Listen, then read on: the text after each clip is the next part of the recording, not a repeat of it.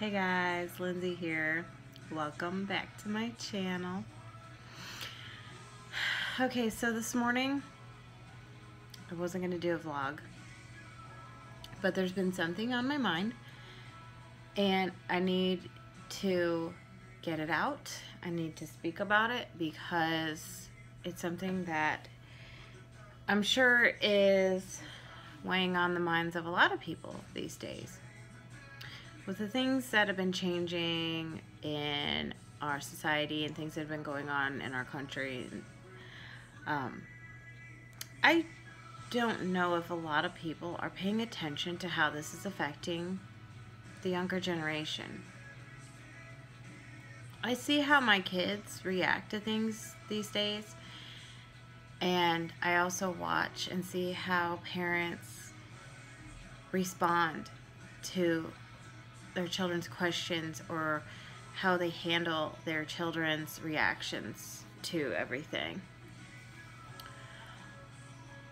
This came about because I am a scout leader and I do get a lot of things that come up during meetings. The kids, they talk about things that are going on in the world or just things in general that happen every day. And I realized that how I reply to their questions or how I react to their discussions makes a big difference on how they see the world and how they handle things and how they cope with things and also how they perceive everything, basically. And not just me, but the parents and anybody they deal with on a day-to-day basis, like their teachers. So as a parent, I felt it was important to share how I feel about these things. Any serious topic that a child brings up needs to be handled in a serious manner. It does not need to be shoved aside. Now, there are some matters where you need to limit how much you tell your children. I am a firm believer in that because there are some things that at certain ages, especially at the younger ages, their little minds can't comprehend, and it might be a little overwhelming to them, and it might even scare them. So you want to be able to answer their question and give them a little bit of information so they at least feel like they're a part of this world around them and they're a part of what's going on. And that also helps them as they grow to feel like they are becoming a part of society. If you're constantly saying, we're not going to talk about that, or we're going to talk about that later, or they bring up a subject that you don't want to have a conversation about ever, too bad. When you're a parent, it's going to happen. Eventually you're going to have to talk about stuff. And I believe in being open and honest with my children. I don't want to sugarcoat things unless I absolutely have to. I believe in preparing them for the worst and hoping for the best. That might not be the way you handle things, but it works in my house. But I want them to at least have a background about what's going on around them, even though they're young. Like my 7-year-old, I'm careful what I say to him because his mind just wanders, and same with my 9-year-old. He jumps to conclusions. But I know that my 9-year-old is a little more advanced for his age, so he can comprehend some things. But I understand that psychologically he's still young. His brain may comprehend those things, but as he's comprehending them and understanding what it is, it's going to scare him and make him panic because of how young he is still and how much of the world he still actually does not understand. It's a juggling act as a parent, I know, but the more you educate your children on things, then the more prepared they are as they grow older, and the less you have to help them cope with because they'll already be learning some of those coping mechanisms as they get older, as you're helping them with that. And then I feel like as they become teenagers, you're going to get a little less static from them, a little bit less attitude, I guess. I mean, that's just how it's turned out in my house. My older son, 95% of the time, he's pretty good. He is 16, but like I said, 95% of the time, my 16-year-old is pretty good. He has a pretty good head on his shoulders, and he has good values and good morals.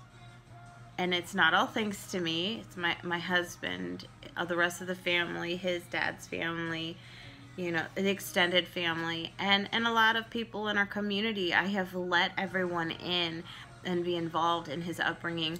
I took advice. Sometimes I left it on the table. I at least listened to it. And if it was something I didn't think was going to work, I just let it go. There were some things I kind of just stuck in my back pocket for a later day, and it may have come in handy at some point.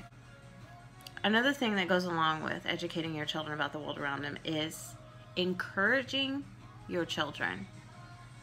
Don't be so negative when they do something wrong. Now let me explain.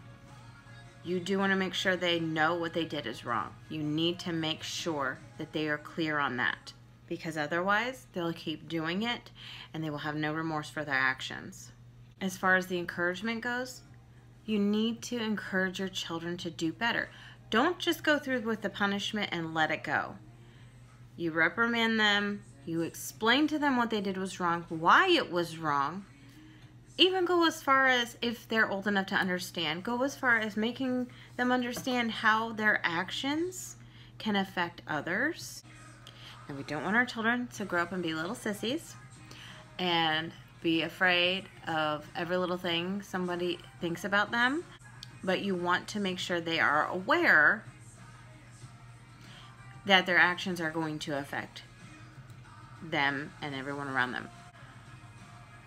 Also, you want to encourage your children to keep trying. I'm going to give you a little example. In my scout den, we were learning a task. It was a survival skill. And most of the boys were getting it. A couple of them were just like, oh, I'm having a little difficulty. So I get down with them on their level. They're sitting on the floor. I was standing up trying to show them how to do this, and I had an assistant helping me. And I realized some of them were just having a little difficulty. Actually, a couple were having a lot of difficulty. So I sat right down with each and every one of them that was having trouble and encouraged them to just keep trying. One scout in particular, he has been dealt with quite the hand of challenges in his life. But his mom has been pushing him through, and she tries so hard to be encouraging, and I understand that at some points you lose the strength to keep going sometimes. Maybe not completely lose it, you maybe misplace it for a moment. And I understand that when the mother was not there, she was not there to help. So then it is my role to encourage and push him to want to work harder the same way maybe she would. So I took it upon myself to tell him, don't say, you can't say, I will try. Do you know how many times he repeated that to himself or to me that whole night during our meeting? And I never once got annoyed by it, because I would rather hear that than have him say, I can't. And it took him just a few minutes longer than the other scouts, but he did finally figure out how to complete that task.